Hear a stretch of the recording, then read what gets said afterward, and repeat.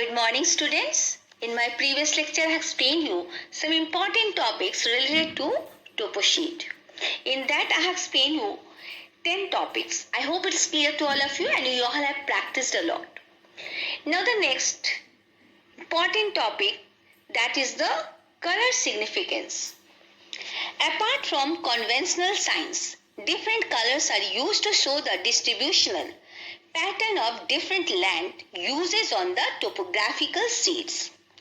Now these important colors are, first is yellow. Yellow color shows cultivated areas. Cultivated areas means fertile lands, wherever the bed of the river is there or the irrigation facilities are there. Automatically you can understand these yellow areas will show that these areas are good for cultivation. And it means there's a nucleated settlement is there. Why? Because job opportunity is there, and that's the reason more population is there. Okay.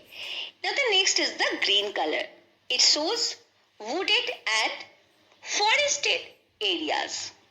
Forested areas, you means that forest, these are green areas are there. Now the grasslands are there. That will show the light green, and the forest will show the dark green. With the help of dark green, we can understand these are the forest area, and the light green, that will show the grassland. Even the orchards are there, scattered trees, and the scrubs are also there. So green area will show all these features. Now the next is the blue color. Blue color, all the water bodies which are perennial, means the wells, rivers, channels, tanks, reservoirs, etc. Means in these areas, water is there throughout the year. Okay. Now the next is the brown color. Brown color indicates contour lines with their numbering, stony waste, sand features are there. All these features are shown with the help of brown color. Now the next is the white color. White color indicates the barren lands, uncultivated area, islands in a river. Okay. Now these are uncultivated areas. You all know that areas which are not good for cultivation. Now the next is the red color. Red color, that all the man-made features are shown in the topographical map with the help of these red color. Means the grid lines are there, metalled and the unmetalled roads are there, cart tracks, back tracks, settlements, huts, buildings, all are shown with the help of this red color. Now next is the black color. Now it is used for survey trees and have numbers written on their trunks. Trunk, river banks, broken ground, dry streams, heights, railway lines, telephone and telegraph lines, lines of latitudes and the longitudes, that are also shown with the help of this black color. Okay, I hope these colors are clear to all of you. You all have to remember this color and you have to learn also there. Otherwise, if you can't understand, if you don't know which color indicates which part, then how you will write. Now the next is the occupation.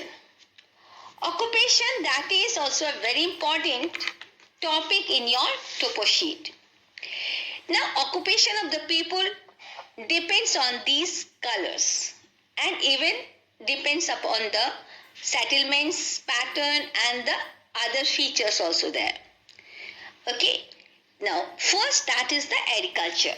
Main occupation of the people, all you know, our India is it is agricultural country. Here the maximum people totally they are depends on that agriculture. Okay, first is the agriculture. It is the main occupation of the people where there is a yellow color on the map which shows the cultivated areas. If you will see any area, if they will ask from grid number this to this, what is the occupation of the people? First we have to see the color.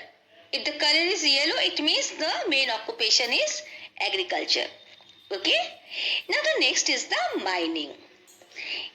If there is a lime kiln or the brick line or the limestone or the rock outcrop, stony waste, etc.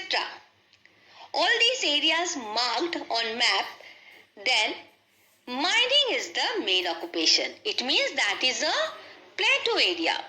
Okay, and wherever the plateau area is there, main occupation of the people is mining. Now the next is the forestry. Forestry that indicates green color. Green color on the map shows forest. Lumbering should not be mentioned. Forestry includes the collecting forest products like honey, herbs, etc. So forestry is the main occupation of the people in the green area. Okay. Now next is the main occupation, that is the fishing. It can be an occupation if the water body is colored in blue. If the water bodies are there, if the rivers are there in your topo sheet, automatically you have to be, it will be clear to all of you that fishing is the main occupation of the people who are living in that area. Now service. Working in an office of a public utility like post office, dispensaries, dak bungalows, if these features are there in that particular area, it means service, or the government offices are there, it means service is the main occupation of the people who are living in that areas. Now next, let me explain you some man-made features and the natural features. Man-made features are survey trees, causeways, mines, roads, car tracks, artificial lakes, post offices, inspection, bungalows, police station, mines. And the natural features are rivers, streams, sand features, trees, broken ground, unlined wells, depression, islands, hills, waterfalls, river valleys. Now what is the difference between man-made feature and natural feature? You all know it very well. Natural features means God gifted features, means the features which are made up by the God, not by the human being. Okay, so all these features will come under the natural features. Okay, now the vegetation which are there in the topo sheet, these are the vegetation is shown on the map by the use of words like dense forest, open mixed jungle, open jungle, fairly mixed jungle, dense mixed jungle, fairly mixed jungles with the bamboo, etc. Okay, so all these are the main important features in the topo sheet. Now the next feature what I am going to explain you, that is the climate of the region. Now climate of the region, some maximum times we will see in the topo sheet there's a one question is there, what kind of rainfall is there in that particular area, or what kind of climatic condition is there in that area. Okay, so how you can identify the climatic condition or the type of rainfall or the or climate in that way. Okay, first is, let me explain you about the evidence for the seasonal rainfall. It's a very important question because this question is maximum time these questions are there. What kind of rainfall is there in that particular area, or the climate is that. So then you have to identify the seasonal rainfall. How you will know that? Look for disappearing streams, dry tanks and open scrubs for scanty rainfall. Okay, roads, Motorola in the dry season. I will give you the definitions in my next lecture. Okay, all these definitions of this open scrub and the causeways and Motorola, that I will give you. Okay, don't worry for that. In my next lecture, I'll give you all the definitions. Okay. Then Motorola in the dry seasons, narrow water channels or broad river bed, presence of the broken ground and causeways are the evidence for the seasonal rainfall. Okay. Why? Because all these things are found in those areas where the rainfall is very less. Okay.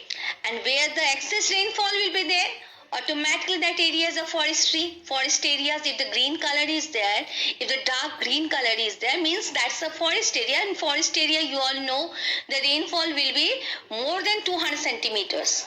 Okay, so excess rain will be there. So in that way you can identify, and for example, if the yellow color is there, you can understand that these areas are the agricultural, means the fertile areas are there. Fertile areas, it means rainfall will be moderate.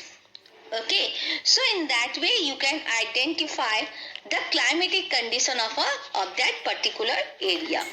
Okay, now next is the natural man-made features. Also I have explained you. So all these are there in the topo sheet. Okay beta, I hope it is clear to all of you. In my next lecture I will give you some important definitions. Okay, thank you. God bless you beta.